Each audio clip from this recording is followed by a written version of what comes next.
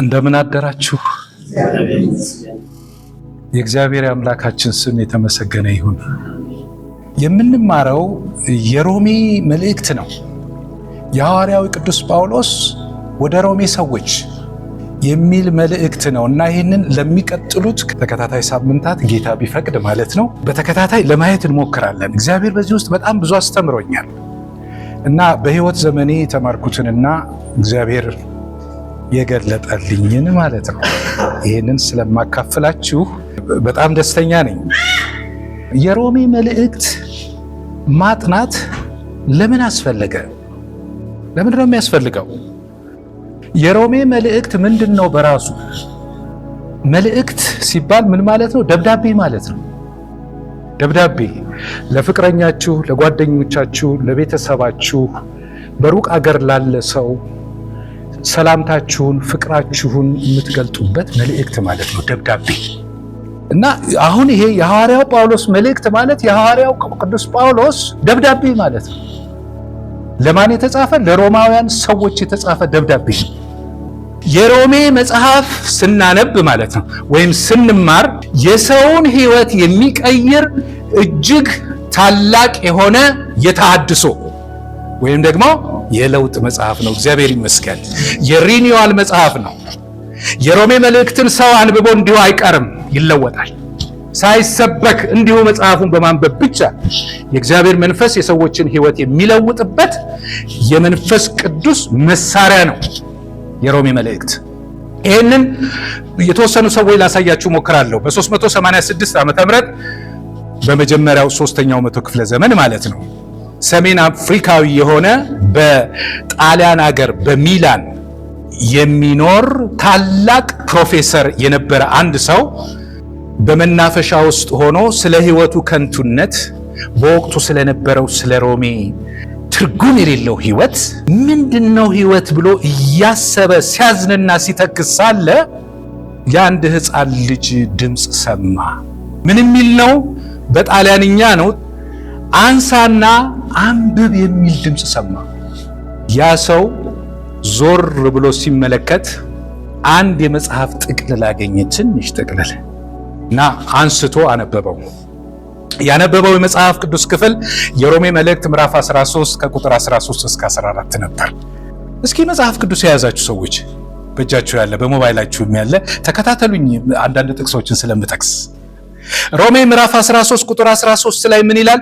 በቀን እንደምንሆን በአግባብ እንመላለስ፣ በዘፈንና በስካር አይሁን፣ በዝሙትና በመዳራት አይሁን፣ በክርክርና በቅናት አይሁን።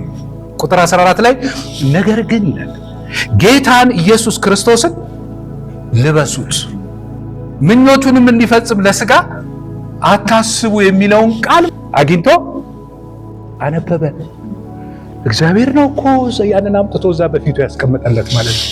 ይህን የተጨነቀ ሰው ኢየሱስ ክርስቶስን ልበሱት። ኢየሱስ ምን ይሆናል ማለት ነው? ይለበሳል። ልብስ ነው። ኢየሱስ ምግብ ነው። ኢየሱስ ሕይወት ነው። ኢየሱስ መድኃኒት ነው። ኢየሱስ እንቆቅልሽ የሚፈታ ነው። ኢየሱስ ሁሉ ነገር ነው እና ይሄንን በመንፈስ ቅዱስ ሲረዳ ከዛች ቅጽበት ጀምሮ ሕይወቱ ተቀይሮ ቀረ። እግዚአብሔር ይመስገን። ይህ ሰው አውሬሊየስ አውግስቲን ይባላል። አውግስቲን ኦፍ ሂፖ የሚባል ቴዎሎጂያን፣ የቤተ ክርስቲያን ሊቀ ጳጳስና የሥነ መለኮት አስተማሪ የሆነ እስከዚህ ዘመን ድረስ ያለችዋ ቤተ ክርስቲያን ስለ ሥነ መለኮት ይሄን ሰው እንደ ማስረጃ አድርጋ የምታቀርበው ታላቅ ሰው ነው። እግዚአብሔር ታላቅ ያደርጋል። እግዚአብሔር የወደቀን ግራ የገባውን ሰው አንስቶ ለክብር የሚያቆም፣ ለበረከት የሚያቆም፣ ለቤተ ክርስቲያን ፈውስ አድርጎ የሚያቆም አምላክ ነው። እግዚአብሔር የተመሰገነ ይሁን እና የእግዚአብሔር ቃል ይሄ ሮሜ መልእክት ምን ያደርጋል ማለት ነው? ይለውጣል። ከዛ በኋላም የፕሮቴስታንት መስራች የሆነው ማርቲን ሉተር ማለት ነው፣ ካቶሊክ ነው የነበረው። በጣም የእግዚአብሔርን ጽድቅ የሚጠማ ሰው ነበር። ይሄ ሰው የሚጾም፣ የሚጸልይ፣ መጽሐፍ የሚያነብ በጀርመን ዩኒቨርሲቲ ውስጥ አስተማሪ ነበረ፣ ፕሮፌሰር ነበር እሱ እና የሮሜን መልእክት ያስተምራል፣ ግን የሮሜን መልእክት አይረዳውም ነበር። እያስተማረ እያለ ጻድቅ በእምነት በሕይወት ይኖራል። የእግዚአብሔር ጽድቅ ተገለጠ፣ ሰው በኢየሱስ ክርስቶስ በማመን ብቻ ይጸድቃል የሚለውን ነገር እያስተማረ ነበር። እግዚአብሔር ይመስገን። ሲያስተምር ምን ሆነ? መንፈስ ቅዱስ ገለጠለት። ሲጠማ የነበረውን ያን የእግዚአብሔርን ጽድቅ በመደነቅ ተቀበለ። እግዚአብሔር ይመስገን። ምን ሆነ ማለት ነው? ዳነ፣ ህይወቱ ተቀየረ። ለራሱ ብቻ ሳይሆን ለቤተ ክርስቲያን መታደስና በዚህ ዘመን ላለው ሪፎርሜሽን ሁሉ መሰረት እንዲጥል ሆነ። የእግዚአብሔር አምላካችን ስም የተመሰገነ ይሁን። ይሄ ሁሉ ከየት ነው የተገኘው ማለት ነው? የሮሜ መልእክት እንዲሁ ቀላል መልእክት አይደለም። የሮሜ መልእክት ያለ አስተማሪ መንፈስ ቅዱስ የሰዎችን ህይወት የሚቀይርበት መጽሐፍ ነው። ስለዚህ ነው የምናጠናው ማለት ነው። እንደዚሁ ሌሎች እነ ቅዱስ ዮሐንስ አፈወርቅ፣ ጆን ክሪሶስተም የሚባለው ከምስራቅ አብያተ ክርስቲያናት መካከል ለሮሜ መልእክት ትልቅ ቦታ እየሰጠ ቀዳሚ ሰው ቅዱስ ዮሐንስ አፈወርቅ ነው እና በየሳምንቱ 2 ቀን የሮሜን መልእክት ለምዕመናን ያስተምር ነበር። ምዕመናንም ደግሞ በሳምንት 2 ቀን ሙሉ ጊዜያቸውን ሰጥተው የሮሜን መልእክት እንዲያነቡ ያደፋፍር ነበር። የሚያነቡ ሰዎች ሁሉ ህይወታቸው ይቀየር ነበር። እግዚአብሔር ይመስገን። ስለዚህ የሮሜ መልእክት በጣም አስፈላጊ ነው ማለት ነው። የሮሜ መልእክት የሰዎችን ህይወት የሚቀይር እጅግ ታላቅ የሆነ የተሐድሶ መጽሐፍ ነው። እውነት ነው፣ ሌሎችም መጽሐፍት ሁሉ ይቀይራሉ። ግን አሁን የምንማረው ሮሜን ስለሆነ የሮሜን ነገር በደንብ እንድትረዱልኝ ብዬ ነው እነዚህን ሀሳቦች የማቀርበው። እንዲሁም ደግሞ ከኦርቶዶክስ አባቶች መካከል አባ መቃርስ የሚባል ሴንት ማካሪየስ ዘ ግሬት የሚባል ግብፃዊ ነው። ይህ ሰው በስብከቱና በጽሁፎቹ ሁሉ የሮሜን መልእክት በተለይም ምዕራፍ 7 እና 8ን መሰረት በማድረግ የሰው ልጅ ከኃጢአት ባርነት ወደ መንፈስ ቅዱስ ነፃነት እንዴት እንደሚሸጋገር አስተምሯል። እግዚአብሔር ይመስገን። የሮሜ መልእክት ለአባቶች ወይም ለፕሮቴስታንትም አይደለም፣ ኦርቶዶክሱም ውስጥ ይሰራል። እግዚአብሔር ይመስገን። ይህ እንግዲህ በወቅቱ የነበረ መነኩሴ ምዕመናን ትልቅ የህይወት ለውጥ እንዲያመጡ አድርጓል። እሺ፣ እስቲ ወደ ሀገራችን እንምጣ። የሮሜ መልእክት ምን አደረገ በሀገራችን? እርግጠኛ ነኝ ብዙ ተሞክሮ እንዳላችሁ እርግጠኛ ነኝ። ተናገሩ ብትባሉ ግን እኔ ያየሁትንና የሆነውን ከታሪክም የተረዳሁትን ነገር ትንሽ እናገራለሁ። በኢትዮጵያ ኦርቶዶክስ ተዋሕዶ ቤተክርስቲያን ውስጥ በተለይ በዚህ በ20ኛው መቶ ክፍለ ዘመን በኢትዮጵያ ኦርቶዶክስ ተዋሕዶ ቤተክርስቲያን ውስጥ የተነሱ ሪቫይቫሎች፣ ተሐድሶዎች፣ ንቅናቄዎች አሉ በቤተክርስቲያን ውስጥ።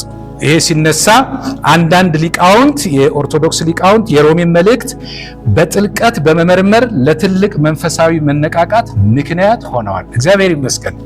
ይሄ የምናየው መንፈሳዊ እንቅስቃሴዎች ከኦርቶዶክስ የመነጩም ናቸው፣ ከውጭ የመጡ አይደሉም። ለምሳሌ በኦርቶዶክስ ቤተክርስቲያን ውስጥ አንድ ሰው አውቃለሁ፣ ብፁዕ አቡነ መርሃ ክርስቶስ የሚባሉ እኒህ አባት ሊቀ ጳጳስ ናቸው። እሳቸው የሮሜን መልእክት የኮሌጅም ዲን ነበሩ። በግላቸው ቤታቸው ያስተምሩ ነበረ ደቀ መዛሙርትን፣ ቀሳውስትን፣ ዲያቆናትን። እኒህ ሊቀ ጳጳስ ያስተማሯቸው ሰዎች በሙሉ ማለት ይቻላል ለቤተ ክርስቲያኗ የተሐድሶ እንቅስቃሴ መነሳትና ብዙ መምህራን ከቤተ ክርስቲያኗ ውስጥ ወንጌልን ሰባኪዎችን ያፈሩ አባት ናቸው። እግዚአብሔር ይመስገን። አሁን እሳቸው የሉም፣ ሄደዋል ስራቸውን ጨርሰው። የእሳቸው ልጆች ግን አሁን ዛሬ በቤተ ክርስቲያንም ከቤተ ክርስቲያንም ውጭ አሉ። ይሄ የሮሜ መልእክት ምንድን ነው? ፍሬ ነው፣ ውጤት ነው። ዛሬም ማለት ነው፣ ዛሬም በህይወት ያሉ አንዳንድ ሊቃነ ጳጳሳት አሉ ማለት ነው። ዛሬም የሮሜን መልእክት የተረዱ የሮሜን መልእክት መሰረት በማድረግ ቤተ ክርስቲያን ወደ ቀደመው የወንጌል ትምህርትና ሐዋርያዊ አገልግሎት እንድትመለስ ትልቅ ጥረት አድርገዋል። ዛሬም እየተደረገ ነው ያለው። ይህ ነገር በቤተ ክርስቲያን በሰንበት ትምህርት ቤት ጠቅላላ በኢትዮጵያ ወጣቶች በአባቶችም ዘንድ ታላቅ መንፈሳዊ እንቅስቃሴ እንዲኖር አድርጓል። እግዚአብሔር ይመስገን። እኛ የውጭ ሀገር አድናቂዎች ብቻ አይደለንም።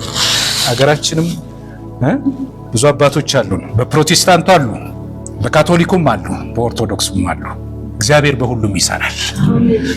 የሰንበት ትምህርት ቤቶች በተለይ ከ1960ዎቹ እና በ1980ዎቹ አካባቢ ከፍተኛ የሆነ ሪቫይቫል እንዲመጣ የሮሜ መልእክትን የሚያስጠኑ አባቶች በዚህ መጽሐፍ ብዙ ስራ ሰርተዋል።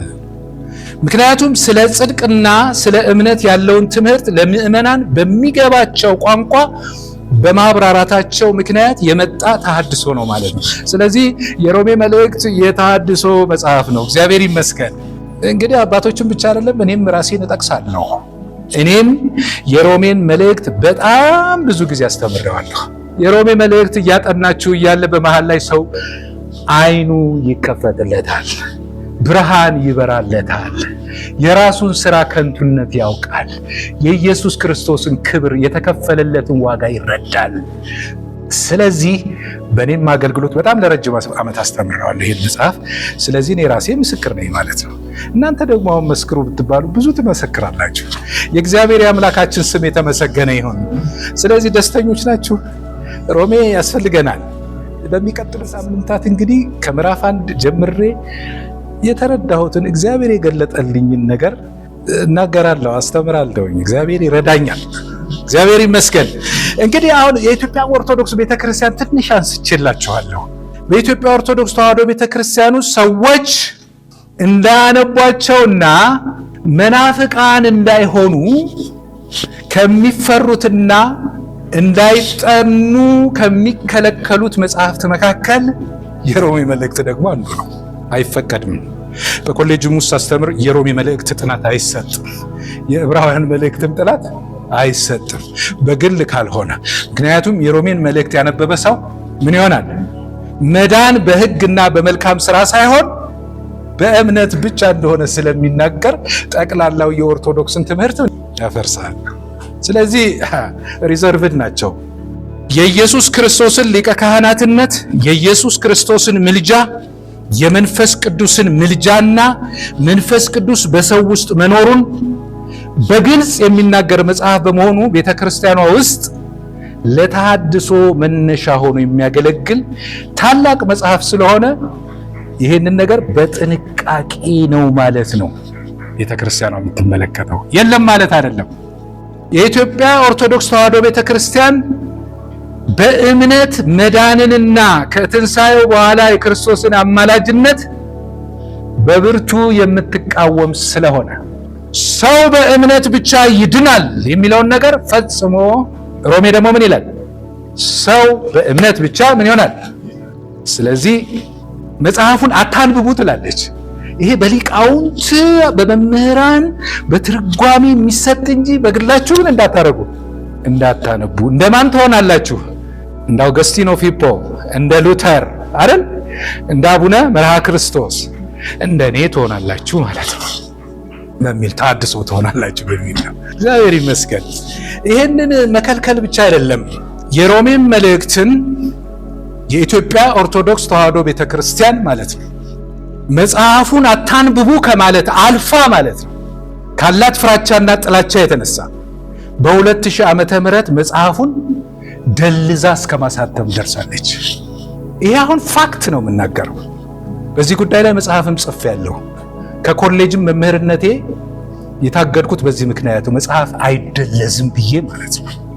ያም ክፍል ማን ነው? የሮሜ መልእክት ምዕራፍ 8 ቁጥር 34፣ የዕብራውያን መልእክት ምዕራፍ 7 ቁጥር 25፣ ሮሜ ምዕራፍ 8 ቁጥር 26፣ ሮሜ ምዕራፍ 8 ቁጥር 27 ኢየሱስ ክርስቶስ ስለኛ ይማልዳል፣ መንፈስ ቅዱስ ስለኛ ይማልዳል፣ ይቃትታል የሚለውን እነዚህን ክፍሎች መንፈስ ቅዱስ ይፈርዳል፣ ኢየሱስ ክርስቶስን ፈራጅ ነው በማለት የምልጃውን አገልግሎት ከመጽሐፍ ቅዱስ ውስጥ ተደልዞ እንዲወጣ አድርጋለች። ያሳፍራል። በጣም የሚያሳፍር ነው። ስለዚህ ይሄ ታላቅ ታሪካዊ በደል ነው። ይሄን አስመልክቶ መጽሐፌን ማንበብ ትችላላችሁ። እኔ አሁን እዚህ ስናገር ስም ማጥፋት አይደለም፣ አሉባልታ አይደለም። ይሄን እኔ በአደባባይ የምናገረው ለፓትርያርኩ የተናገርኩት፣ ለመጽሐፍ ቅዱስ ማህበር የተናገርኩት፣ ዛሬም ደግሞ ለአብያተ ክርስቲያናት የምናገረው ነው። ለመሪዎች፣ ለፓስተሮች፣ ለካቶሊክም ለእግዚአብሔርም የምናገረው እግዚአብሔርም የሚያውቀው በእግዚአብሔርም ፊት ደግሞ በንጹህ ሕሊና በሰውም ፊት የቆምኩበት ጉዳይ ነው። ስለዚህ ነው የምናገረው። በአደባባይ ለዓለም ሁሉ እናገራለሁ። ስለዚህ የሮሜ መልእክት ምንድነው ማለት ነው? የለውጥ መጽሐፍ ነው። የለውጥ መልእክት ነው። የሮሜ መልእክት የሮሜ ደብዳቤ ማለት ነው። የሐዋርያው ቅዱስ ጳውሎስ ወንጌል ነው ተብሎ ይነገራል። ጳውሎስም ወንጌሌ ይለዋል። ምን ማለት ነው? የጳውሎስ ደብዳቤ አምስተኛው ወንጌል ነው ብለው ሰዎች ይናገራሉ። ወንጌሎች ስንት ናቸው? 4 አይደለ? ማን ይባላሉ? ማቴዎስ፣ ማርቆስ፣ ሉቃስ፣ ዮሐንስ። ከነዚህ ሌላ ማን አለ? የጳውሎስ ወንጌል የሮሜ መልእክት ነው ይላል የሮሜ ደብዳቤ። እና የሮሜ መልእክት የጳውሎስ ወንጌል ነው ተብሎ የተጠራበት ምክንያት አለው። ምክንያቱም በወንጌል ውስጥ ያለውን ኃይል፣ የሚሰጠውን ጽድቅ፣ የሚያመጣውን ነፃነትና እግዚአብሔር ለዓለም ያወጀውን መለኮታዊ ጥሪ በዝርዝር የተገለጠበት መጽሐፍ በመሆኑ ነው። የአራቱ ወንጌላት የተጻፉት ስለ ኢየሱስ ክርስቶስ ልደት፣ ከዛ በኋላ ስለ አገልግሎቱ፣ ስለ አስተማረው ትምህርት፣ ከዛ ስለ ሕማማቱ፣ ከዛ ስለ ስቅለቱ፣ ስለ ሞቱ፣ ስለ ትንሣኤው፣ ስለ እርገቱ። ይሄን ነው እኮ አይደለ እንግዲህ ወንጌል የምንለው አራቱ ወንጌላት። ሐዋርያው ቅዱስ ጳውሎስ ከነዚህ ባላነሰ ሁኔታ ስለ ኢየሱስ ክርስቶስ በመልእክቱ ውስጥ ጽፏል። እና የሮሜ መልእክት የጳውሎስ ወንጌል ነው እንዲባል ያደረጉት ጳውሎስ ስለ ወንጌል ወይም ስለ አንድ ሰው ወንጌልን ሰምቶ እንዲድን የሚያስፈልጉትን 6 የወንጌል ሕጎችን አካቶ በመያዙ ነው። አሁን የጳውሎስን ደብዳቤ አምስተኛው ወንጌል ወይም ደግሞ የወንጌል መልእክት ነው ሊያሰኙ የሚችሉ 6 ነገሮችን እነግራቸዋለሁ። አንደኛው ምንድነው? የጳውሎስ መልእክት የሰውን ኃጢአተኝነት ይገልጣል። ጳውሎስ ወንጌልን ከመስበኩ በፊት ወንጌል ለምን እንደሚያስፈልገን የሰውን ልጅ ውድቀት በማሳየት ይጀምራል። ምን ብሎ ነው የሚጀምረው? ሁሉ ኃጢአትን ሰርተዋልና የእግዚአብሔርም ክብር ምን ጎድሏቸዋል? ምን ስለሆኑ? ስለዚህ ኃጢአት ማለት ነው አሁን ጥቂት ሰዎችን ሳይሆን መላውን የሰው ዘር የለከፈ የነፍስና የሥጋ ደዌ መሆኑን ያረጋግጣል ማለት ነው። ይሄን ይናገራል ጳውሎስ። ይህ ማለት ምን ማለት ነው? ማንም በራሱ ጥረት እግዚአብሔር በሚፈልገው የቅድስና ደረጃ ላይ መድረስ እንደማይችል ያሳያል ማለት ነው። ስለዚህ የመጀመሪያው ምንድነው? የሰውን ኃጢአተኝነት ይገልጣል። ያ ጥቅስ ምንድነው? ያዙ። ሮሜ 3:23 ሁሉም በድለዋል የእግዚአብሔርም ክብር ጎድሏቸዋል ይላል። እግዚአብሔር ይመስገን። ሁለተኛ ነጥብ የኃጢአት ውጤት ሞት መሆኑን ይናገራል። ሰው ኃጢአትን ከሰራ ምን ይሆናል? ሮሜ 6:23 ከሮሜ ውስጥ አንወጣም፣ ስለ ወንጌል ነው አሁን የምናወራው። ሮሜ 6:23 ምን ይላል? የኃጢአት ደሞዙ ምንድነው ይላል? ሞት ነው ይላል። ኃጢአት የራሱ ደሞዝ የራሱ ዋጋ አለው ማለት ነው። ኃጢአትን የሚሰራ ሰው የእግዚአብሔር ክብር የጎደለው ሞት የሚጠብቀው የገሃነመ እሳት ፍርድ የሚጠብቀው የመከራ ሰው ነው ማለት ነው፣ በነፍስም በስጋም። ኃጢአት ትልቅ በሽታ ነው። እንግዲህ ይህ የሚያስረዳን የሰው ልጅ በኃጢአቱ ምክንያት በፍርድ ስር መውደቁንና በራሱ አቅም ሊከፍለው የማይችለው የሞት ዕዳ እንዳለበት ያስረዳናል። ከሞትም ራሱን ማዳን የሚችላለ፣ ከሲኦል ራሱን ማዳን የሚችላለ፣ ከጨለማ ኃይል ከሰይጣን ራሱን ማዳን የሚችላለ የለም። ሶስተኛ የእግዚአብሔር ፍቅርና ቤዛነት የተገለጠበት ነው የሮሜ መልእክት። ይሄንን ሮሜ ምዕራፍ 5 ቁጥር ከ8 እስከ 10 ድረስ እናገኘዋለን። ገና ኃጢአተኞች ሳለን፣ የእግዚአብሔር ጠላቶች ሳለን፣ ሙታን ሳለን ክርስቶስ ስለ እኛ ምን አድርጓል? ሞቷልና እግዚአብሔር ለእኛ ያለውን ፍቅር እግዚአብሔር ይመስገን ምኖች ሆነን ኃጢአተኞች ሆነን ሙታን ሆነን ሳለን ደካሞች ሆነን ሳለን ክርስቶስ እኛ ሳንፈልገው ፈልጎን ስለኛ ምትክ ሆኖ በመስቀል ላይ ደሙን አፍስሶ እኛን ዋጅቶናል፣ ቤዛነትን ከፍሎልናልና እግዚአብሔር ለኛ ያለውን የራሱን ፍቅር ያስረዳል ይላል። እግዚአብሔር ይመስገን። ስለዚህ ወንጌል የእግዚአብሔር ፍቅር የተገለጠበት ነው። አራተኛ የእምነትን አስፈላጊነት ጳውሎስ ይነግረናል። እምነት ያስፈልጋል ይለናል። ይሄንን በሮሜ መልእክት ምዕራፍ 10 ከቁጥር 9 እስከ 10 ድረስ እናገኘዋለን። ይሄንን በእግዚአብሔር የተዘጋጀውንና በልጁ ሞትና ትንሣኤ የተሰጠውን ታላቅ ድህነት፣ ታላቅ መዳን መቀበል የሚቻለው ሰው የራሱን መልስ ሲሰጥ ነው። መልስ አለ ከሰው። እግዚአብሔር ለኃጢአተኛው ምን አድርጓል? ሞቷል። ከሰው የሚፈለግ ነገር አለ። ምንድነው ይሄ ከሰው የሚፈለገው? እምነት ነው። እግዚአብሔር ይመስገን። እግዚአብሔር በሰራው ማመን፣ ይሄ ወንጌል ነው። ስለዚህ ሳንፈልገው እንደፈለገንና እግዚአብሔር እንዳዳነን የሚናገር ነው። ይሄን መቀበል የምንችለው በምንድን ነው? በእምነት ነው። ምን ይላል? ሮሜ ምዕራፍ 10 ከቁጥር 9 እስከ 10 ድረስ በቃላችሁ የምታውቁ ሰዎች አብራችሁ ብትሉ ኢየሱስ ጌታ እንደሆነ በአፍህ ብትመሰክር እግዚአብሔርም ከሙታን እንዳስነሳው በልብህ ብታምን ትድናለህ። ሰው በልቡ አምኖ ይጸድቃልና በአፉም መስክሮ ይድናል። አቤት አቤት! እግዚአብሔር ይመስገን። ይህንን የክርስቶስን ሞትና ትንሣኤ ይህንን ሰው በልቡ አምኖ በአፉ ደግሞ ኢየሱስ ክርስቶስ ጌታ ነው፣ ስለ ኃጢአትና ስለ በደሌ ሞቶልኛል ብሎ የሚናገር ሰው እምነቱን የሚገልጥ ሰው ማለት ነው። ይሄ ሰው ምን ይሆናል? ይድናል። እግዚአብሔር ይመስገን። ይሄ የማን አዋጅ ነው? የእግዚአብሔር አዋጅ ነው። ይሄንን አዋጅ ይነግረናል ጳውሎስ። እነዚህ 4 ነገሮች የወንጌል ሕጎች ናቸው። እነዚህን ነገሮች ያላካተተ ወንጌል አይደለም። እግዚአብሔር ይመስገን። ይሄንን እግዚአብሔር ሰጠንና በዚህ ያመነ ሰው ይድናል። ሌላ የዳናችሁበት ነገር አለ? ሌላ የምትድኑበት መንገድ አለ? ሌላው መንገድ የሰው መንገድ ነው። ዓለሙ ሁሉ የሚሄድበት መንገድ። ስለዚህ ነገር በስፋት በሮሜ ውስጥ እንመለከታለን። 5ኛውና 6ኛው ይሄንን የተቀበሉ ሰዎች ምንድነው የድህነት ዋስትናቸው የሚለውን ነገር ሮሜ በተጨማሪነት ይነግረናል። ወንጌላት ከሚነግሩን በላይ ሐዋርያው ቅዱስ ጳውሎስ እግዚአብሔር በገለጠለት በሕይወቱ በተለማመደው ነገር 5ኛውንና 6ኛውን ይጽፍልናል በሮሜ መልእክት። ምንድነው እሱ? የድህነት ዋስትናችን ሞትን ድል ነስቶ በመነሳት በአብ ቀኝ የተቀመጠ ሊቀ ካህናት መኖሩ ነው። እግዚአብሔር ይመስገን። ከዳንን በኋላ በእግዚአብሔር ቤት ስንኖር የእምነታችን ሐዋርያና የሚያጸናን ሊቀ ካህን በአብ ቀኝ መቀመጡ ነው። እግዚአብሔር ይመስገን።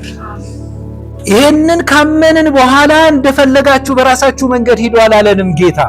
ካዳነን በኋላ ሞቶ ከተነሳ በኋላ በአባቱ ቀኝ ተቀምጦ የኛ ሊቀ ካህን ነው። በነገር ሁሉ የሚረዳን፣ በድካማችን ሁሉ የሚራራልን፣ የተፈተነ እንደኛ ከኃጢአት በቀር ሰው የሆነ አምላክ የሆነ ኢየሱስ ክርስቶስ የኛ ሊቀ ካህን ነው። የኛ ጠበቃ ነው። እኛን የሚረዳን ነው። እግዚአብሔር ይመስገን። ይህንን በሮሜ ምዕራፍ 8 ከቁጥር 31 እስከ 39 ድረስ ታገኙታላችሁ። እንዴት ደስ ይላል! በቦታው ስንደርስ እናየዋለን። ዋስትናችን ነው። እንግዲህ ስለዚህ ነገር ምን እንላለን ይላል ጳውሎስ። ምን እንላለን? እግዚአብሔር ከኛ ጋር ከሆነ ማን ይቃወመናል? ለገዛ ልጁ ሳይራራለት ስለኛ በደልና ኃጢአት አሳልፎ ከሰጠው እንዴት ከእርሱ ጋር ሁሉን ነገር አይሰጠንም ይላል። እግዚአብሔር ይመስገን። እሱ ፈራጅ ነው። እሱ ሊቀ ካህናት ነው። እሱ እግዚአብሔር ነው። እሱ የሁሉ ጌታ ነው። እሱ ደግሞ የኛ ሊቀ ካህናት ነው። እግዚአብሔር ይመስገን ስለኛ የሚማልድልን። 6ኛ እንግዲህ ያመነ ክርስቶስ ሊቀ ካህናት የሆነለት የእግዚአብሔርን ልጅነት ያገኘ ከሞት ወደ ሕይወት የተሻገረ የእግዚአብሔር ሕዝብ እንዴት መኖር አለበት የሚለውን ነገር ይነግረናል። የሮሜ መልእክት ከምዕራፍ 12 እስከ ምዕራፍ 15 ድረስ ክርስቲያናዊ ኑሮ እንዴት ነው መኖር ያለብን? እንግዲህ ወንድሞቼና እህቶቼ በደንብ አስተውላችሁ ያዙልኝ። ስናጠቃልለው አሁን የሮሜ መልእክት የጳውሎስ ወንጌል ነው ስንል ወንጌል 6 ትልልቅ እውነታዎችን በአንድ ላይ ስለሚይዝ ነው ብለናል አይደል? መጀመሪያ ሁላችንም ምን ሆነናል? ኃጢአተኞች መሆናችንንና የእግዚአብሔር ክብር እንደጎደለን ይነግረናል ሮሜ 3:23። ሁለተኛ የኃጢአት ውጤት ምንድነው? የዘላለም ሞት መሆኑን ያሳስበናል ሮሜ 6:23። ነገር ግን ወንጌሉ በዚህ ተስፋ አስቆራጭ ዜና አያበቃም ማለት ነው። እግዚአብሔር ገና ኃጢአተኞች ሳለን ልጁን በመስጠት ፍቅሩን እንደገለጠልንና የሞት ዕዳችንን ቤዛነትን ከፍሎ እንዳዳነን የምስራች ተሰብኮልናል ማለት ነው። እግዚአብሔር ይመስገን። ከዚህ በመቀጠል ይህንን ሰማያዊ ስጦታ የምንቀበለው በእምነት ነው። በእምነት ተቀብለን በአፋችን ብንመሰክር እንደምንድን ያረጋግጥልናል። እግዚአብሔር ይመስገን። ይህን የሚናገረው ሮሜ መልእክት ነው፣ የሮሜ ደብዳቤ ነው። አይገርምም? እንደዚህ አይነት ደብዳቤ ነው ጳውሎስ የሚጽፈው። ክርስትናን ልዩ የሚያደርገው በእግዚአብሔር ጸጋ መዳናችን ብቻ ሳይሆን ከዳንን በኋላ ዋስትና ያለን ሰዎች መሆናችን ነው፣ እማንጠፋ መሆናችን ነው። ይሄ ዋስትናችን ነው። በዚህ ምድር ስንኖር በኃጢአት በስጋ በሰይጣን ስንፈተን አብሮን አለ ጌታ። እስከ ዓለም ፍጻሜ አብራችኋለሁ ያለ ጌታ አብሮን አለ። እግዚአብሔር ይመስገን። በብዙ መከራ ውስጥ በብዙ ፈተና ውስጥ የምታልፉ ሰዎች ትኖራላችሁ። እውነቴን ነው የምላችሁ፣ ጌታ ኢየሱስ አብሯችኋል በምታልፉበት ነገር ሁሉ። ይሄ ክርስትና ዋስትናችን። ሮሜ በዚህ ጉዳይ ላይ ብዙ ነገር ያስተምረናል። ስለዚህ በመጨረሻ የድነታችን ውጤት በቅድስና መኖር መሆኑን እንመለከታለን። እግዚአብሔር ይመስገን። ደስተኞች ናችሁ? ትምህርታችንን እንቀጥል። የሮሜ መልእክት አያሌ መንፈሳዊ ጥያቄዎችን የሚመልስልን መጽሐፍ ነው። በክርስትናው ዓለም ውስጥ በመንፈሳዊ ዓለም ውስጥ ይሄ እንዴት ይሆናል፣ ይሄ እንዴት ይሆናል እያላችሁ የምትጠይቁት ጥያቄ የለም? ጻፉ ብላችሁ አሁን በጣም ብዙ ጥያቄ ከ100 በላይ ጥያቄ ሊመጣ ይችላል። ብዙ ጥያቄዎች አሉ። ብዙ ወንጌል ምንድን ነው የሚለው ነገር አሁን አንዱ ጥያቄ ነው። ኢየሱስ ክርስቶስ በእርግጥ አምላክ ነው? ሰው ነው? ይሄ እንዴት ሊሆን ቻለ? እግዚአብሔር እንዴት ሰውን ፈጥሮ ወደ ሲኦል ይልካል? እንዴት በገሃነመ እሳት ያቃጥለዋል ብላችሁ አትጠይቁም?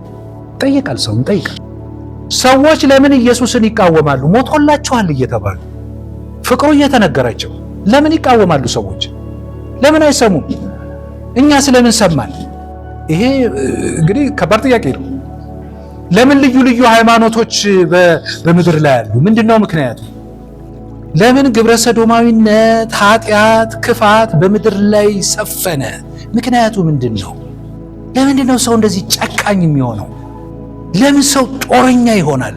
ለምን ሰው ክፋትን በማድረግ ይደሰታል? እነዚህን ሁሉ የሚመልስልን ማን ነው? ምን ማለት ነው? ኢየሱስ የማይመልሰው ጥያቄ የለም። መንፈስ ቅዱስ የማያስተምረው ትምህርት በዚህ የሚያስተምረው አንዱ በምንድን ነው? በሮሜ መልእክት ነው። እግዚአብሔር ይመስገን። ወንጌልን ሰምቶ የማያውቅ ሰው ይድናል? እንዴት ይድናል? እንዴት ይጠፋል? ሳይሰማ። አይሁድ ከአሕዛብ ይልቅ ምን ኃላፊነት አለባቸው? አይሁዳዊነት ጥቅሙ ምንድን ነው? ለምን አይሁድ በእምነት መዳንን ጠሉት? ለምን ኢየሱስን ሰቀሉት? ሰው አይደሉ እንዴ? ለምን ይህን አደረጉ? ሕግ ለምን ተሰጠ? ሰው ሕግን በመፈጸም መዳን ይችላል? ለምን አይፈጽምም? ሰው ኃጢአተኛ መሆኑን እንዴት ያውቃል? አያውቅም ኃጢአተኛ መሆኑን። እስኪ ጠይቋቸው ሰዎችን። በአብያተ ክርስቲያናት ውስጥ ያሉ ሰዎች፣ አንዳንድ ቤተ ክርስቲያን ውስጥ ማለት ነው፣ ስትሞት ወዴት ነው የምትሄደው ሲባል የት ነው የሚለው? ሲኦል። በኩራት ክርስቲያኖች ናቸው። እናስ እኔ በአካል ያየሁትን ነው የሰማሁትን ነው። የት ነው የምትሄደው ብዬ ስለው ስሞት ወደ ሲኦል ነው የሚሄደው አለኝ። በጣም ያውም 5 ዓመት ኮሌጅ ውስጥ የተማረ ቴዎሎጂያ ነው እንዴ። ከዛ ሳልኩት ከዛ በድንግል ማርያም አማላጅነት በቅዱሳን በተስካር ከሲኦል እወጣለሁ እንጂ እኔማ በስራዬ ሎቱ ስብሐት አልችልም። ስለዚህ ሰው ምንም ይሁን ኃጢአተኝነቱን ያውቃል። እንዴት ያውቃል ሰው ኃጢአተኝነቱን? ሰው እንዴት በእግዚአብሔር ፊት ጻድቅ መባል ይችላል? እነዚህ ሁሉ ጥያቄዎች በሮሜ መልእክት ውስጥ መልስ የሚያገኙ ናቸው። እግዚአብሔር ይመስገን። ኢየሱስ ለምን ሞተ? ለምን ተነሳ? ለምን በአብ ቀኝ ተቀመጠ? ኢየሱስ ለማን ነው የሞተው?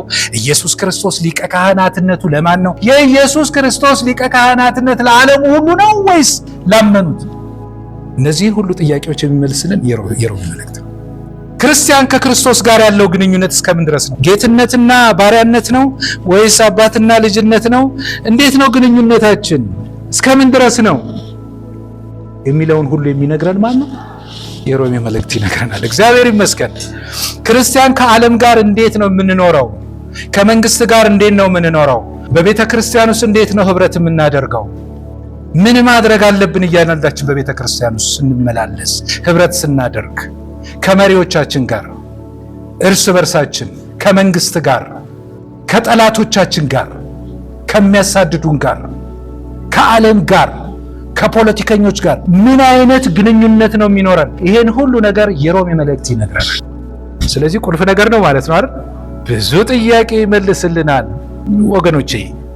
የሮሜ መልእክት ትናንት የተጻፈላቸው ሰዎች አንብበው እንደጠቀማቸውና ጥያቄዎቻቸውን ሁሉ እንደፈታላቸው በጳውሎስ በኩል እንዲሁ ዛሬም በእኛ ዘመን ማለት ነው ሕያው የሆነው የእግዚአብሔር መንፈስ በዚህ ዘመን ላለነው ለሁላችን እጅግ ጠቃሚና ጥያቄዎቻችን ሁሉ የሚመልስልን መልእክት ነው። እግዚአብሔር ይመስገን። ስለዚህ እና ይህንን የሚያክል ነገር የጻፈው ሰው ማን ነው? ይህን ሁሉ ነገር የጻፈልን ይህ ጳውሎስ የሚባል ሰው ምን አይነት ሰው ነው? እኔ ከጌታ ከኢየሱስ ቀጥሎ ማለት ነው መጽሐፍትን ከጻፈና ሕይወቱ ከሚማርኩኝ ሰዎች አንዱ ጳውሎስ ነው። ሁሉም የጌታ ባሪያዎች ድካም አላቸው። የጌታ ጸጋ የሞላባቸው በጌታ ፊት ስልጣን የተሰጣቸው አባቶች አሉ።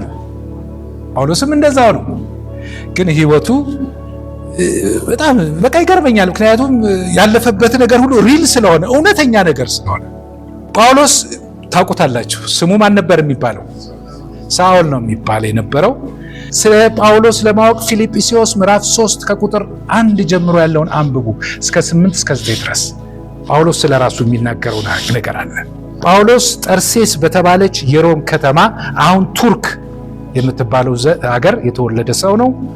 ጠርሴስ የግሪክ ፍልስፍና ያለባት ታላላቅ ዩኒቨርሲቲዎች ያሉባት ከተማ ናት በዛ ዘመን። ስለዚህ ጳውሎስ በጠርሴስ የግሪክን ትምህርት የግሪክን ፍልስፍና በደንብ ተምሯል።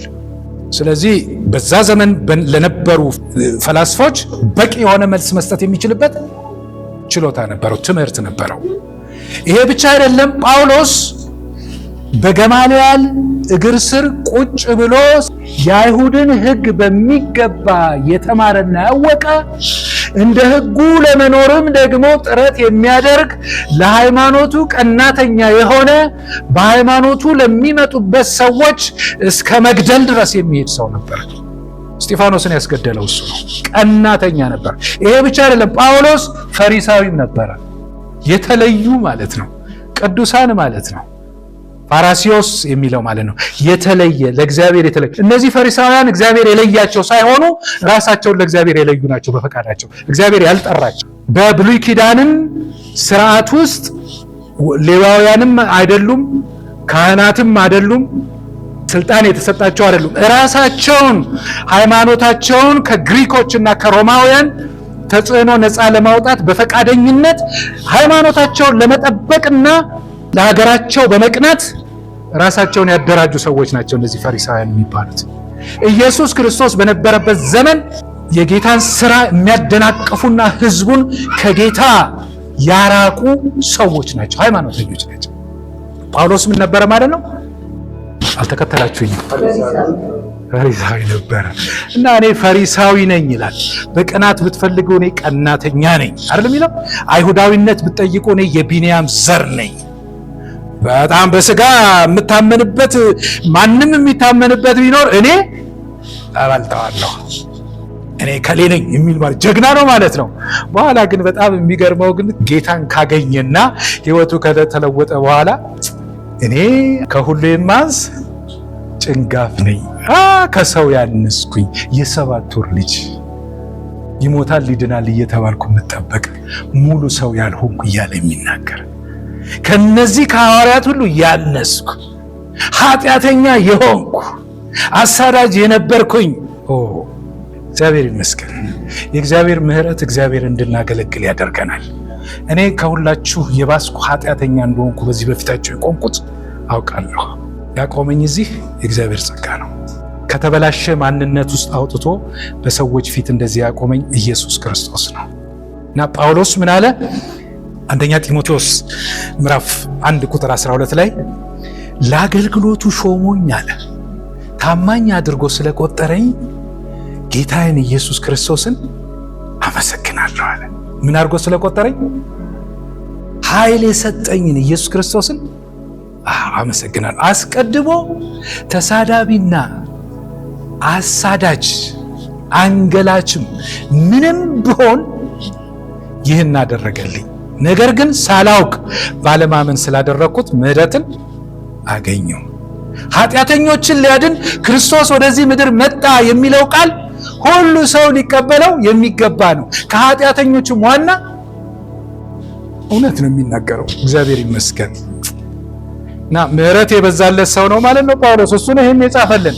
ወንጌልን እንዲህ ነው ብሎ ስለ ኢየሱስ ክርስቶስ የሚናገር ብቻ ሳይሆን የወንጌልን ሕይወት የሚያውቅ፣ ምሕረትን የሚያውቅ፣ የእግዚአብሔርን ፍቅር የሚያውቅ፣ መሰደድን የሚያውቅ፣ ክብርን የሚያውቅ፣ ውርደትን የሚያውቅ፣ በወገኖቹ የተሰደደ፣ በዱላ የተደበደበ፣ ከሁሉ ነገር የሚብስብኝ የቤተ ክርስቲያን ጉዳይ ነው፣ ስለ አምላኬ ስለ ኢየሱስ ክርስቶስ አሁን ከሆንኩለት በላይ ብሆን ደስ ይለኛል ብሎ የሚል ሰው ነው ጳውሎስ። እግዚአብሔር ይመስገን። ግን ይህን ሁሉ አለ፣ ይህን ሁሉ የሆንኩት ግን በምንድን ነው አለ? በጸጋው ነው አለ። ጸጋው በእኔ አልፎ ካደረገው በስተቀር ከኔ የሆነ ምንም ነገር የለም አለ። መንፈስ ቅዱስ በእኔ አድሮ ካደረገው በስተቀር ምንም ያደረግኩት ነገር የለም አለ። እግዚአብሔር ይመስገን። ለራሱ ክብር ያልኖረ ሰው ክብር ሊሰጡ ሲመጡ ለእኔ ክብር አይገባም ብሎ ጥሎ ምን የሚያደርግ የሚሮጥ ክብርን ለጌታ ስጡ ብሎ የሚል የጌታ ባሪያ ነው።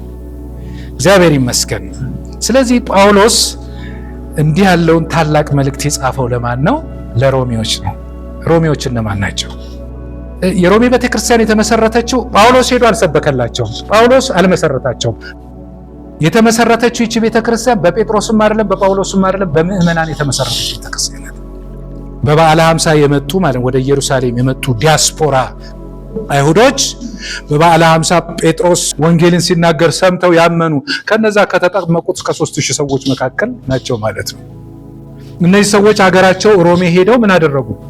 ቤተ ክርስቲያን ነን ብለው ተቋቋሙ። እግዚአብሔር ይመስገን። ቤተ ክርስቲያን ማለት ህንፃ አይደለም። ቤተ ክርስቲያን ማለት የክርስቶስ ህብረት ነው። ምንም ልንሆን እንችላለን።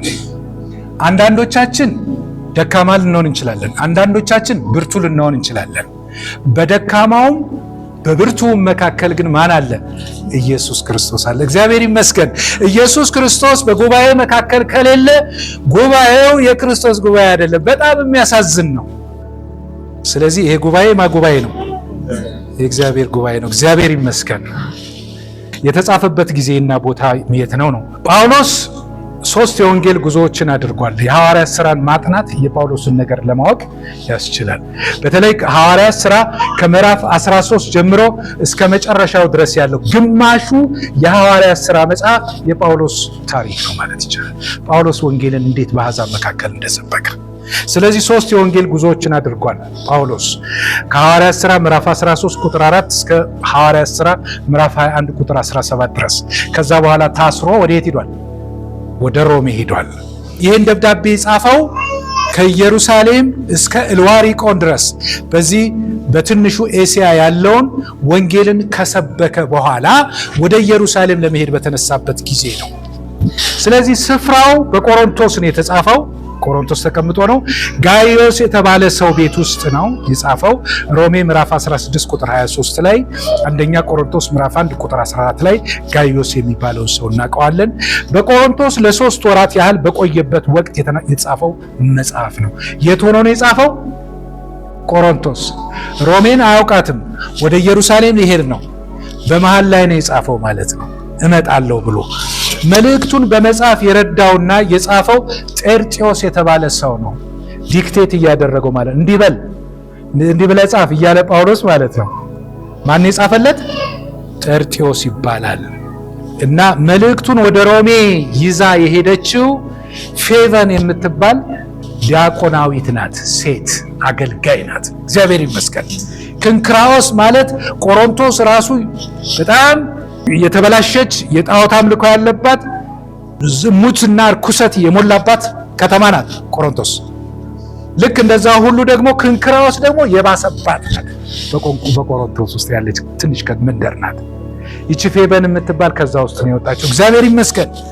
እግዚአብሔር ሰው ከናቀው፣ ክብር ካልሰጠው፣ ርኩሰት ከሞላበት ከጣዖት አምልኮ ውስጥ ያሉትን ሰዎች አውጥቶ ለክብር ያቆማል። እግዚአብሔር ይመስገን። ይህች ሴት የጳውሎስን መልእክት ይዛ ለመሄድ የተመረጠች አገልጋይ ናት ማለት ነው። እግዚአብሔር ይመስገን። ስለዚህ ይህ መልእክት የተጻፈበት ጊዜ በ57 ዓመተ ምህረት ነው። ቤተክርስቲያኗ ያለችበት ሁኔታ የሮሜ ከተማ ምን ትመስላለች? ሮሜ በዛ ዘመን የሰለጠነች ከተማ ናት። መንገዶች ሁሉ ወዴት ያመራሉ? ምን ማለት ነው? የዓለም ሴንተር ናት።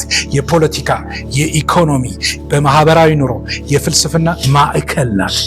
የሰለጠነች ማለት ነው። መቼ ማለት? የዛሬ 2000 ዓመት። እግዚአብሔር ይመስገን። የባቢሎን አማልክት፣ የግብፅ ጣዖታት፣ የሮም ቄሳር የሚመለኩባት ሀገር ናት ሮሜ። ንጉሱ ይመለካል፣ ዕጣን ይጨስለታል፣ ይሰገድለታል፣ ጌታ ነህ ይባላል፣ ንጉስ ነህ ተብሎ ይመለካል። ጉልበተኞችና አመፀኛ የሆኑ ጡንቻ ያላቸው ራሳቸውን ያፈረጠሙ ሰዎች ጀግኖች ተብለው የሚታወቁ እነዛ ሰዎች በስቴዲየም ውስጥ ልክ እንደ ቲያትር ያው ድራማ ነው አይደለ? እነዚህ ሰዎች ግን በአካል ላይቭ ማለት ነው። አሁን ደግሞ ላይቭ እንደምንለው እርስ በርሳቸው ሰዎች ምን የሚያደርጉ ነው? በሰይፍ የሚጋደሉባት። ያም ሰይፍ ይዞ ይመጣል፣ ይሄም ሰይፍ ይዞ ይመጣል፣ ወይ ጦር ይይዛል፣ ጋሻ ይይዛል፣ ይደባል ስቴዲየም ውስጥ ማለት ነው። ይሄንን ባለስልጣኖቹና የከተማው ገዢዎች ተቀምጠው እያዩ ይስቃሉ፣ ይዝናናሉ ማለት ነው። እንደ ቲያትር ሰው እርስ በርሱ የሚጋደልባት ከተማ፣ የሰው ደም የሚፈስባት ከተማ፣ እርኩሰት የሞላባት ከተማ ናት። ለዚህ ነው ቅድም አውሬሊየስ ማለት ነው አውገስቲኖ ፊፖ ይሄ ሁኔታ ሰልችቶት ማለት ነው ሲያዝንና ሲተክዝ ነው ሮሜ ምዕራፍ 13 ቁጥር 13 እና 14 አንብብ ያለው። ከዛ አይነት ጭንቀት ውስጥ መውጣት የሚቻለው በኢየሱስ ክርስቶስ ብቻ ነው። እግዚአብሔር ይመስገን። ስለዚህ አሁን በዛች ታላቅ ርኩሰት በሞላባት ከተማ ውስጥ ክርስቲያን ሆኖ መኖር መናቅንና ስደትን መጋፈጥ የግድ ነው። እስኪ አሁን ካለንበት ዘመን ጋር የነዛን ክርስቲያኖች አስተያዩ። እኛው መከራ በዛብን እንዲሆነብን የምንለው አለ አይደል? ተመልከቱ። እነዚህ ሰዎች በዛ ዘመን በዛ ሶሳይቲ ውስጥ ሲኖሩ በጣም የሚጠሉ ማህበረሰብ ናቸው። ስለዚህ ተደራሲያኑ ማለት ነው ሮሜዎች በወንጌል እውነት ላይ በጽኑ ለመቆም ጠንካራ ትምህርት የሚያስፈልጋቸው ሰዎች ነበሩ ማለት ነው። እግዚአብሔር ይመስገን። እንዲህ አይነቱን ህይወት አሸናፊ ሆኖ ለመውጣት ምን ያስፈልጋል? ትክክለኛ የሆነ መንፈሳዊ ምግብ ያስፈልጋል። ትምህርት ያስፈልጋል። ዛሬም በእኛ ዘመን ያስፈልገናል። እንደዚህ ሆኖ ግን በሮሜ ምዕራፍ 1 ቁጥር 8 ላይ ሐዋርያው ጳውሎስ እምነታችሁ በዓለም ሁሉ ተሰምቷል ይላቸዋል። እግዚአብሔር ይመስገን። በዛች በቆሸሸች ከተማ ውስጥ ያሉ ጥቂት የሆኑ ክርስቲያኖች እምነታቸው በዓለም ሁሉ ምን ሆነ? በመልካምነት ማለት ነው። አምላክ የለሽ በተባለ ህዝብ መካከል የሮሜ ክርስቲያኖች እንደ ብርሃን ያበሩ ነበር ማለት ነው። በጨለማ ብርሃንን የሚያበሩ ነበሩ በዛ ውስጥ። እኛም እንደዛ ነን አይደል? በዚህ ክፉ ዓለም የተጠራ ነው ምን ልንሆን? በጨለማው ብርሃናችን እንዲበራ ነው። እግዚአብሔር አምላክ ይርዳን። በዚህ ዘመን ያለን ክርስቲያኖች በዚህ ርኩሰት በበዛበት ትውልድ መካከል ስንኖር ሩቅ አንሄድም፣ እዚሁ ማለት ነው ስንኖር ስለኛ ሰዎች ምን ይላሉ? ምን ይሉናል? ጎረቤት ምን ይላል? ስራ ቦታ ምን እንባላለን? ራሳችን ስለ ራሳችን ምን እንላለን? ዓለም ምንድነው የሚለን? ስማችን ማለት ነው።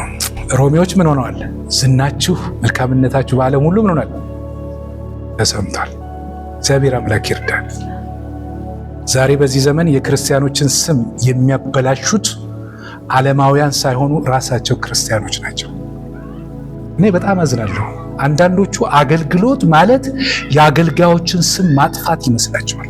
የአገልጋዮችን ገበና አውጥቶ በአደባባይ ማስጣት፣ እንዲሰደቡ ማድረግ ይመስላቸዋል። አይደለም። ያ ቢሆን ምን መሆን አለበት? በአግባብና በስርዓት መሆን አለበት። የሮሜ መልእክት የተጻፈበት ምክንያት ምንድነው? የሮሜ ምዕራፍ 15 ከቁጥር 23 እስከ 29 ድረስ አንብቡ። ያዙ ማስታወሻ። ዊክሊፍ አማሃሪክ ማለት ነው ቨርዥን አዲስ ትርጉም አለው። ይሄን ትርጉም ላነብላችሁ ደስ ይለኛል። ምን ይላል? አሁን ግን ይላል ከቁጥር 23 እስከ 29 አሁን ግን ወደ እናንተ ለመምጣት ለበርካታ ዓመቶች ናፍቅ ስለነበርና በእነዚህ አካባቢዎችም የምሰራው ስራ ስለሌለኝ ወደ ስፔን እሄዳለሁ። በሚሄድበትም ጊዜ እግረ መንገዴን እንደማያችሁና ከእናንተ ጋር ደስ የሚያሰኝ ጊዜ እንደማሳልፍ በጉዞዬም እንደምትረዱኝ ተስፋ አደርጋለሁ። አሁን ግን ቅዱሳንን ለማገልገል ወደ ኢየሩሳሌም እሄዳለሁ። ቁጥር 26 ምክንያቱም በመቄዶንያና በአካያ ያሉ ቅዱሳን በኢየሩሳሌም ባሉ ቅዱሳን መካከል ለሚገኙ ድሆች ድጋፍ ለማድረግ በጎ ፈቃዳቸው ሆነዋል። አዎን በደስታ ለማድረግ ፈቅደዋል። በእርግጥም የእነርሱ ባለዕዳዎች ናቸው። አሕዛብ የእነርሱን መንፈሳዊ ነገር ከተካፈሉ እነርሱም በምድራዊ ነገር ሊያገለግሏቸው ይገባል። ቁጥር 28 ስለዚህም ይህን ከፈጸምኩና የተሰበሰበውን ፍሬ መቀበላቸውን ካረጋገጥኩ በኋላ በእናንተ በኩል ወደ ስፔን አልፋለሁ። ወደ እናንተ ስመጣም በክርስቶስ በረከት ተሞልቼ እንደምመጣ አውቃለሁ። እግዚአብሔር ይመስገን። ስለዚህ መልእክቱን የጻፈበትን ምክንያት እዚህ ውስጥ እናገኛለን። አንደኛ ከኢየሩሳሌም ጀምሮ እስከ ኢልዋሪቆን ድረስ ወንጌልን ሰብኮ ስለጨረሰ፣ ወንጌል የሚሰብክበት ስፍራ ስለሌለው እግዚአብሔር ይመስገን። አሁን የት ሄጄ እሰብካለሁ አለ? ወደ ስፔን ሄጄ ለመስበክ ነው አለ። ሁለተኛ ለሕግ የሚቀኑ አይሁድ ትምህርትህ ልክ አይደለም እያሉ ምን ያደርጉት ነበር? ይነግሩት ነበር። ስለዚህ በዛ ምክንያት ትምህርቱ እውነተኛ መሆኑን ለመንገር ነው። ሶስተኛ በቤተ ክርስቲያን ውስጥ በአሕዛብና በአይሁድ ምዕመናን መካከል የነበረውን አለመግባባት ለመፍታት አስቦ የጻፈው ነው። ችግር ነበረ በሮሜ ቤተ ክርስቲያን ውስጥ። በመጀመሪያ እነዛ አይሁዳውያን ሄደው ወንጌልን ሰምተው መጡና ሮሜ ገቡ አይደለም? ቤተ ክርስቲያንን መሰረቱ ብለናል አይደለ? አይሁዶች ዲያስፖራዎች ወደ ኢየሩሳሌም የመጡት። ከዛ በኋላ አሕዛብ ምን ሆኑ? ተጨመሩላቸው። ከዛ በኋላ ቀላውዲዮስ የሚባል ንጉሥ አይሁዶች ስለረበሹ በ49 ዓመተ ምህረት አይሁዳውያን ከሮሜ እንዲወጡ አዋጅ አወጀና አባረራቸው። ስላመጹ ማለት ነው በሰው ሀገር። ሐዋርያት ሥራ ምዕራፍ 18 ከቁጥር 1 እስከ 2 ድረስ ታገኙታላችሁ። ከዛ በኋላ ከ5 ዓመት በኋላ ኔሮ የሚባል ንጉሥ ነገሰና አይሁዶችን ፈለጋቸው። ምክንያቱም በስራ በቢዝነስ ጎበዞች ናቸው። ኢኮኖሚው ስለወደቀበት መጥተው አይሁዶች ሮምን ምን እንዲያደርጉ እንዲያቋቁሙለት። እግዚአብሔር ይመስገን ከድሮ ጀምሮ በጣም የሥራ ሰዎች ናቸው እስራኤላውያን። አሁን ሲመጡ ወደ ሮሜ ምን አገኙ? ቤተክርስቲያኗ የአሕዛብ ቤተክርስቲያን ሆና ጠበቀቻቸው። የሉማ አይሁዶች የሉም። ስለዚህ አሁን እነሱ ጋር ሲመጡ እኛ አሕዛብ ነን እንግዲህ እንደፈለገን ነው፣ ስርዓት የለም ምን የለም። ስለዚህ በአይሁዶችና በአሕዛብ መካከል ምን ተፈጠረ ማለት ነው? ልዩነት ተፈጠረ። እናንተ እዛ ጎመን ትበላለህ፣ ቀን ታከብራለህ፣ ስጋ ትበላለህ፣ በእኛ የፈለግነውን እንበላለን፣ እናንተ ደካሞች ናችሁ፣ እናንተ ብርቶች ናችሁ የሚል ልዩነት ተከፈሉ ማለት ነው። የሮሜ መጽሐፍ ልዩነትን የሚያጠፋ መጽሐፍ ነው። እግዚአብሔር ይመስገን። ለልዩነት በር እንዳይኖር የሚያደርግ መጽሐፍ ነው። ለዚህ ነው ጳውሎስ የጻፈላቸው እንዴት ክርስቲያኖች በሰላም በአንድነት መኖር እንደምንችል በምዕራፍ 14 ላይ ሐዋርያው ቅዱስ ጳውሎስ ጽፏል ማለት ነው። ስለዚህ ጳውሎስ መልእክቱን የጻፈበትን ምክንያት ስናጠቃልለው በሶስት ምክንያት ነው ማለት እንችላለን። አንደኛ ወንጌልን ለዓለም ሁሉ ለማድረስና ሮሜ የወንጌል ማዕከል እንድትሆነው ስለሚፈልግ ነው። ከሮሜ እየተነሳ ምን ለማድረግ? ወደ ሌሎች ዓለም ለመስበክ። ልክ አንጾኪያ ወደ ሌሎች ዓለም ለመስበክ የወንጌል ማዕከል እንደነበረች ሮሜዎችን እንደዛ አድርጎ ሊጠቀምባቸው ስለ ወንጌል ነው። ሚስዮኖሎጂካል ነው ማለት ነው። ሚሽነሪ ነው ማለት ነው ሐሳቡ መልእክቱ የተጻፈበት። ሁለተኛው የሚሰብከው ወንጌል እውነተኛ ወንጌል መሆኑን ለመግለጥ የጻፈው ስለሆነ ዕቅበተ እምነታዊ ነው፣ አፖሎጀቲክስ ነው ማለት ነው። ሶስተኛ ቤተክርስቲያንን አሕዛብና አይሁድ እያሉ እንደተከፋፈሉ በዘር ማለት ነው፣ በስርዓት ማለት ነው፣ በዚህ ዘመን እንዳለው ማለት ነው። እነዚህ አንድነታቸውን ለማስጠበቅ የእረኝነትን ተግባር ለመፈጸም ነው ማለት ነው። እረኛ ምንድነው የሚያደርገው? መንጋውን አንድ የሚከፋፍል አይደለም። እረኛ አንድ የሚያደርግ ነው። ስለዚህ ፓስቶራል ነው ማለት ነው። ፓስቶራል ነው ይሄ መልእክት፣ ወይም ደግሞ ኤክሌሲያስቲካል ነው። የቤተ ክርስቲያንን አንድነት ለማስጠበቅ የተጻፈ መልእክት ነው ማለት ነው። መልእክቱን እንዴት እንክፈለው? በአምስት ክፍል እንከፍለዋለን። አሁን ስናጠና አንደኛው ክፍል ከሮሜ ምዕራፍ 1 ቁጥር 18 እስከ ምዕራፍ 3 ቁጥር 20 ድረስ ኃጢአትና ውጤቱ የሰውን ኃጢአትና የእግዚአብሔርን ቁጣ ይነግረናል። ወንጌል ነው ብለናል አይደል? ሁሉም ኃጢአትን ሰርተዋል ብለናል ቅድም። እሱን ይነግረናል። አሁን በዚህ በአንደኛው ክፍል ውስጥ ምዕራፍ 1 ላይ አሕዛብ ሁላችሁ ምንድን ናችሁ? ኃጢአተኞች ናችሁ ይላቸዋል። ምዕራፍ 2 ላይ ደግሞ እናንተም አይሁዶች ኃጢአተኞች ናችሁ፣ እንደውም አውቃችሁ ነው ኃጢአት የምትሰሩት፣ ግብዞች ናችሁ ይላቸዋል። ተመልከቱ። ክፍል 2ን ስንመለከት ከምዕራፍ 3 ቁጥር 21 እስከ ምዕራፍ 5 ቁጥር 21 ድረስ አይሁድም አሕዛብም የጸደቃችሁት በእምነት ነው ይላቸዋል። እኔ እንዲህ ነኝ ብለህ አሕዛቡም እንትን አትበል፣ አንተም ደግሞ አይሁዳዊ ደግሞ እኔ እንዲህ እንደሆንኩ ነው አትበል። ሁላችሁ ምንድን ናችሁ? ኃጢአተኞች ናችሁ። የጸደቃችሁት በማን ነው? በክርስቶስ አምናችሁ ነው የጸደቃችሁት። ተመልከቱ ብሎ 3 ነገሮችን ያሳያቸዋል እዚህ ውስጥ። ምንድን ነው? አብርሃም የአይሁድም የአሕዛብም ምንድን ነው? አባት ነው። ሳይገረዝ በፊት አምኖ ጽድቅን ተቀበለ። ከተገረዘ በኋላ ደግሞ ያው ጽድቁን በዛው ቀጠለ። ስለዚህ የአሕዛብም የአይሁድም አባት ነው ማ ስለዚህ ሁላችሁም አንድ አባት አላችሁ። ሁለተኛ ሁለታችሁም የአዳም ልጆች ናችሁ። ስለዚህ በአዳም ሁለታችሁ ምንድን ናችሁ? አባታችሁ አንድ ነው። ኃጢአተኞች ናችሁ፣ ሞት የሚጠብቃችሁ ናችሁ። ሶስተኛ ሁለታችሁም በክርስቶስ አንድ ናችሁ። በክርስቶስ በእናንተ ውስጥ ይኖራል። እናንተ የእግዚአብሔር ልጆች ናችሁ። ስለዚህ አይሁድም አሕዛብም የጸደቃችሁት በኢየሱስ ክርስቶስ ስለሆነ አርፋችሁ ጽድቃችሁን ጠብቁ ነው ይላል። እግዚአብሔር ይመስገን። ክፍል 3 ላይ የምንመለከተው ከምዕራፍ 6 ቁጥር 1 እስከ ምዕራፍ 8 ቁጥር 39 ድረስ ነው። ምንድነው የሚናገረው? በቅድስና የመኖርን አስፈላጊነት ይነግራቸዋል። የጸደቀ ሰው ምን ያስፈልገዋል? በቅድስና በኃጢአት እንድንኖር ትፈልጋላችሁን እያለ ማለት ነው።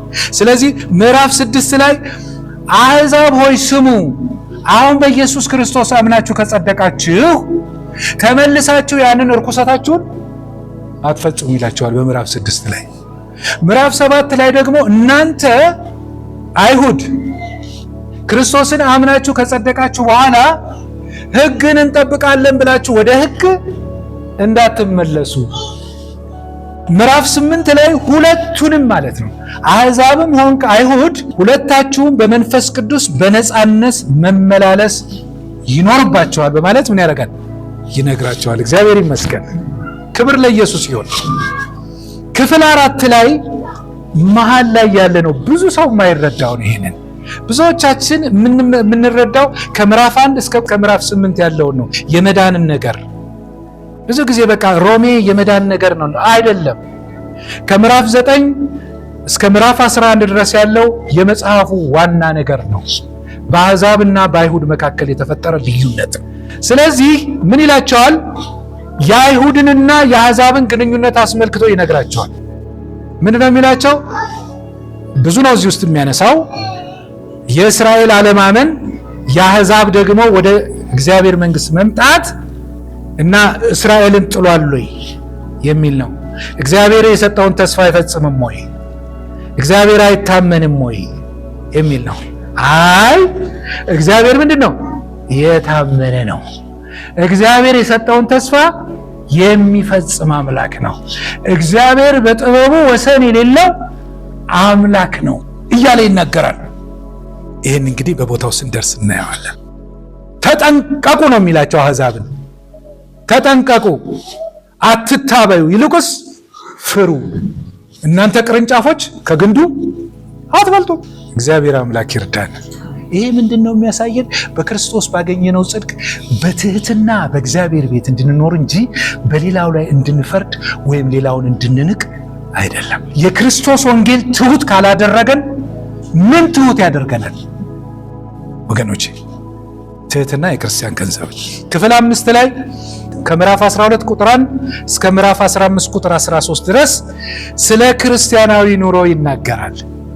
ድናችኋል፣ እግዚአብሔርን ልጅነት አግኝታችኋል፣ ወደ እግዚአብሔር መንግሥት ፈልሳችኋል፣ የመንፈስ ቅዱስ ማደሪያ ሆናችኋል፣ የጸጋ ሁሉ ባለቤት ሆናችኋል። እሺ እና አሁን አምላካችሁ እግዚአብሔር ቅዱስ ስለሆነ በቅድስና ኑሩ። የዳነው ከጨለማ ወደ ብርሃን የመጣ ነው፣ በብርሃን ልንመላለስ ነው፣ በቅድስና ልንኖር ነው፣ ከርኩሰት የወጣ ነውና በቅድስና ምን አድርጉ ነው ኖሮ ነው። እንዴት መኖር እንዳለብን ምዕራፍ 12 ላይ ምዕመናን ከቤተ ክርስቲያን ጋር፣ ከእግዚአብሔር ጋር፣ ከአሳዳጆች ጋር እንዴት መኖር እንዳለብን ከጠላቶቻችን ማለት ነው። ምዕራፍ 13 ከመንግስት ጋር እንዴት መኖር እንዳለብን፣ ምዕራፍ 14 እና 15 እንዴት በቤተ ክርስቲያን ውስጥ በሚኖር መከፋፈል ውስጥ እያንዳንዳችን ምን ማድረግ አለብን፣ ድርሻችን ምንድን ነው? የቤተ ክርስቲያንን አንድነት የመጠበቅ ኃላፊነት የመሪዎች ብቻ ሳይሆን የማጭምር ነው። የእያንዳንዱ ምዕመን ግዴታ ነው። እኛ በራሳችን አንድ መሆን አንችልም። አንድነታችን በክርስቶስ ላይ የተመሰረተ ነው። ነገር ግን ይህንን አንድነት የመጠበቅ ኃላፊነት አለብን ማለት ነው። ይህን ይነግረናል። እግዚአብሔር ይመስገን። እንግዲህ ለምንድን ነው የምንማረው? ይህን ተምረን ምን እናገኛለን? አሁን ምንድነው ይህን ሁሉ ተምረው ይህን ሁሉ ተምረን ይህን ሁሉ ተወያይተን ምንድነው ግባችን የሚለውን ነገር ማየት አለብን። ግባችን ወይም ዓላማችን፣ የዚህ ትምህርት ዓላማ በሮሜ መልእክት ውስጥ ያለውን የክርስቶስን ዘላለማዊ ሐሳብ በመረዳት ደቀ መዛሙርት ማለት ምዕመናን ለራሳቸውና ለአገልግሎታቸው በቂ የሆነ መንፈሳዊ ግንዛቤ እንዲያገኙና እንዲጨብጡ ማገዝ ነው። ስለዚህ ትምህርቱን ስንጨርስ ማለት ነው በእርግጠኝነት የዳንበትን እውነት በሚገባ እንረዳለን። አሁን ካወቅነው በላይ ማለት ነው፣ ከተረዳነው በላይ። እግዚአብሔር ይመስገን። ሁልጊዜ በመረዳት እናድጋለን። እንዴት ዳንኩ? አሁንስ በእግዚአብሔር ፊት ማን ነኝ? ለሚሉ ጥያቄዎች ግልጽ ምላሽ እናገኛለን። ሁለተኛ የአስተሳሰብና የባህሪ መታደስ ይኖረናል ብዬ አስባለሁ። ይህ ትምህርት በክርስትና ሕይወት ውስጥ እንዴት መኖር አለብኝ የሚለውን ጥያቄ ይመልስልናል። ሶስተኛ ለወንጌል አገልግሎት የሚሆን ብቃት ኮምፒተንሲ ማለት ነው እናገኝበታለን። ስለ ወንጌል ያለን እውቀት ጥልቅ ሲሆን ሌሎችን የማስተማርና የመመስከር አቅማችን ይጨምራል። በቤተ ክርስቲያን ውስጥ የመንፈስ አንድነት ይኖረናል ማለት ነው። የሮሜ መልእክት አንዱ ግብ ልዩነትን ማጥፋት ነው፣ አንድነት። የወንጌልን ምንነት በመረዳት የእግዚአብሔር ጸጋ የተገለጠበትን ይህን ወንጌል ከስህተት በመጠበቅ ለወንጌል እንቆማለን። እግዚአብሔር ይመስገን። ወንጌልን እንከላከላለን። ይህን ስንጨርስ እና መከላከል ብቻ አይደለም፣ ወንጌልንም እናደርጋለን፣ ለጨለማው ዓለም እንሰብካለን። የእግዚአብሔር የአምላካችን ስም የተመሰገነ ይሁን። ጌታ ኢየሱስ ይባርካችሁ። እግዚአብሔር እናመሰግንሃለን። ክብርና ምስጋና ለስም ይሁን፣ በኢየሱስ ክርስቶስ አሜን።